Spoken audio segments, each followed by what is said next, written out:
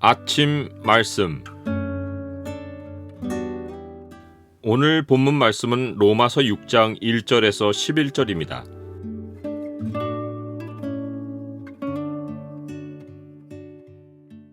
오늘 본문을 명령의 창으로 보면 우리가 자신을 어떤 자로 여겨야 하는지가 보입니다.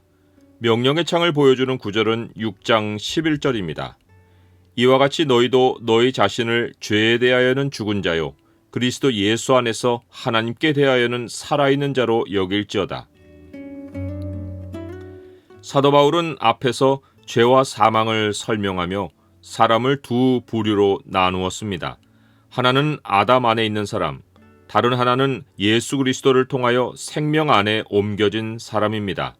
아담 안에 있는 사람은 아담이 행한 모든 일을 공유하고 예수 그리스도 안에 있는 사람은 예수님이 이루신 모든 일이 자기 것이 됩니다. 이제 사도 바울은 아담의 죄에서 벗어나 예수 그리스도의 은혜와 의의 선물을 받은 사람에게 구체적으로 어떤 일이 생겼고 앞으로 생길지를 설명합니다. 그 첫 마디로는 누군가 앞에서 사도 바울이 한 말에 반론을 제기한 것에 답을 해줍니다. 그런즉 우리가 무슨 말을 하리요? 은혜를 더하게 하려고 죄에 거하겠느냐? 그럴 수 없느니라. 아마도 누군가는 사도 바울이 앞에서 말한 명료한 설명을 깨닫기보다 말의 허점을 잡아 트집을 잡으려 했던 것 같습니다. 사도 바울은 앞에서 모든 사람이 아담의 죄를 이어간다고 말하며 율법이 들어온 것은 범죄를 더하게 하려 함이라. 그러나 죄가 더한 곳에 은혜가 더욱 넘쳤나니 라고 말했습니다. 아담 안의 죄인은 율법으로 의로워지지 못하고 죄가 더해진 현실에서 빠져나올 수 없는데 죄가 더한 곳에 은혜가 넘쳐 죄를 벗어날 길이 열렸다는 것입니다. 그런데 누군가는 분명 유대인일 것인데 자기들이 자랑스럽게 여기는 율법이 범죄를 더하게 하려고 들어왔다는 말에 유대인을 폄하하는 말로 여기고 은혜를 더하게 하려면 죄에 계속 머물러야 하지 않겠느냐고 빈정된 것입니다. 사도 바울은 이 반론에 대한 답을 출발점으로 삼아 우리 그리스도인이 예수 그리스도가 이루신 일을 어떻게 공유하는지를 차근차근 설명해 나갑니다. 사실 이것은 엄청난 진리를 계시한 것입니다. 아담 안에서 인류가 아담의 운명을 모두 가지듯이 예수 그리스도 안에 들어온 사람에게는 예수님이 이루신 모든 일이 그들의 현실이 된다는 진리는 사람에 대한 이해를 근본에서 흔들고 도전한 말입니다.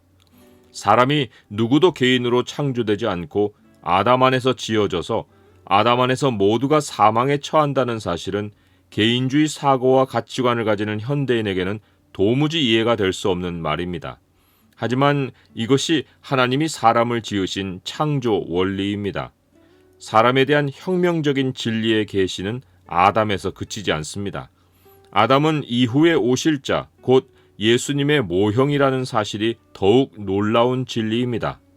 사도 바울은 고린도에 보내는 서신에서 예수님을 마지막 아담이라고 알려줍니다.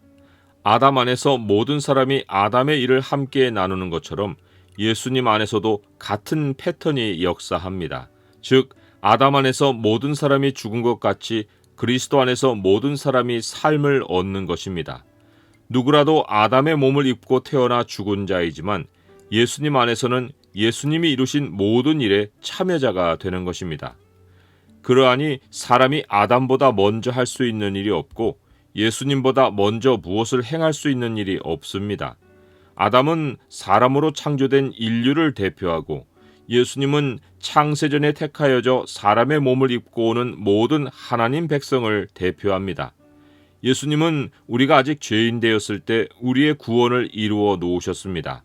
유대인이 빈정대며 주장한 것처럼 하나님의 은혜를 더하게 하려고 우리가 죄에 거하는 것은 우리가 은혜를 촉발하기 위해 죄를 저지르는 것입니다. 그러나 사람은 아담보다 앞서지 못하고 예수님보다 먼저 행동하지 못합니다. 오히려 우리는 하나님의 은혜를 알고 나서야 우리가 죄 가운데 살고 있었다는 사실을 깨달았습니다. 이제 우리는 하나님의 은혜로 의롭게 여겨져 하나님과 연결된 자가 되었습니다. 그럼으로써 우리는 죄에 대하여 죽었습니다. 죄는 하나님과 분리된 현실인데 우리가 예수 그리스도 안에 옮겨짐으로 하나님과 연결되는 순간 하나님과 분리된 현실은 영원히 끝났습니다. 이것이 죄의 사함입니다. 사람들은 죄 사함이 어떤 잘못된 행동이 벌을 받지 않고 덮어지는 개념이라고 생각하는데 전혀 그렇지 않습니다. 아담의 범죄와 같은 죄를 짓지 않은 자들까지도 사망이 지배하는 인생이 된 것이 어떤 행동 때문이 아니라 아담 안에 있기 때문이듯이 죄 사함도 어떤 행동이 덮어지는 것이 아니라 아담을 벗어나 예수 그리스도 안으로 존재가 옮겨지는 것입니다. 아담을 벗어나지 않는 한 사람은 어떤 행동 때문이 아니라 아담 안에 있는 존재라서 죄의 현실을 영원히 벗지 못합니다. 예수님이 우리 죄를 사해해 주신 것은 우리를 예수님 안으로 옮겨주신 것입니다. 모든 행동은 예수님이 선행해 주시고 하나님의 택한 백성은 예수님이 하신 일로 인해 삶의 자리가 옮겨지는 것입니다. 그래서 앞에서 사도 바울은 한 의로운 행위로 말미암아 많은 사람이 의롭다 하심을 받아 생명에 이르렀느니라 라고 말했습니다. 생명에 이르렀다는 것은 생명이란 영역으로 옮겨진 것입니다. 또한 이렇게도 말했습니다. 더욱 은혜와 의의 선물을 넘치게 받는 자들은 한 분 예수 그리스도를 통하여 생명 안에서 왕노릇하리로다. 생명 안에서라는 말도 생명이 우리가 새로이 얻은 삶의 영역임을 뜻합니다. 죄사함이 가장 명확히 설명된 곳이 골로새서입니다. 그가 우리를 흑암의 권세에서 건져내사 그의 사랑의 아들의 나라로 옮기셨으니 그 아들 안에서 우리가 속량 곧 죄사함을 얻었도다. 이러한 죄사함을 잘 설명해 주는 것이 세례입니다. 여기서 세례는 예식이 아닙니다.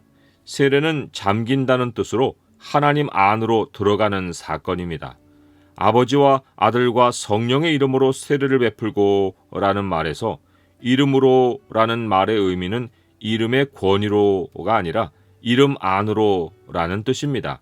세례는 계시된 삼위일체 하나님 안으로 사람이 들어가서 영원히 하나님께 속하는 사건입니다.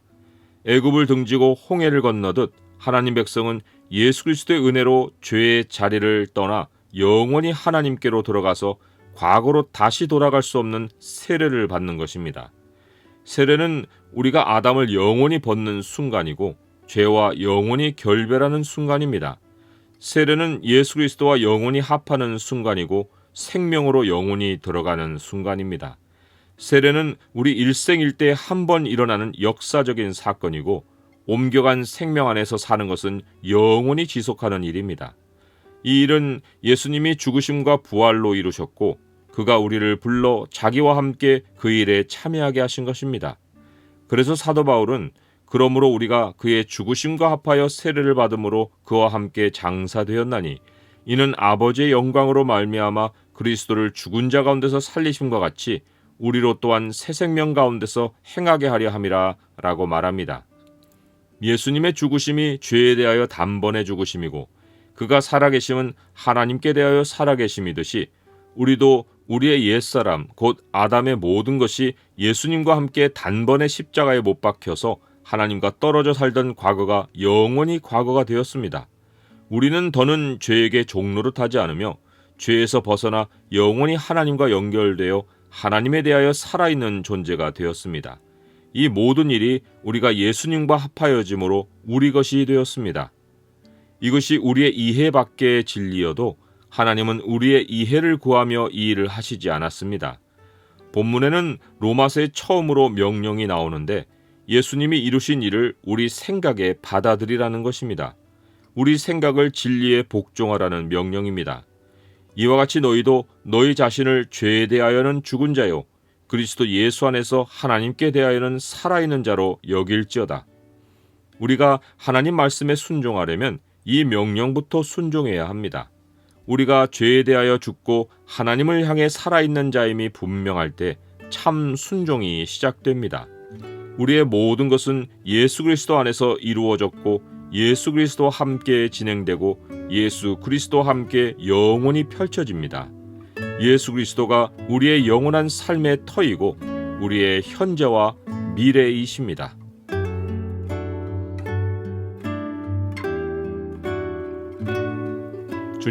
주님과 저는 하나입니다. 주님이 이루신 일이 저를 위해 하신 일이고 주님과 함께하는 것이 제 생명을 사는 것입니다. 저를 죄에서 나오게 하시고 주님 안으로 옮겨 생명 안에서 자유하게 하신 은혜를 영원히 감사드립니다. 예수 그리스도의 이름으로 기도드립니다. 아멘.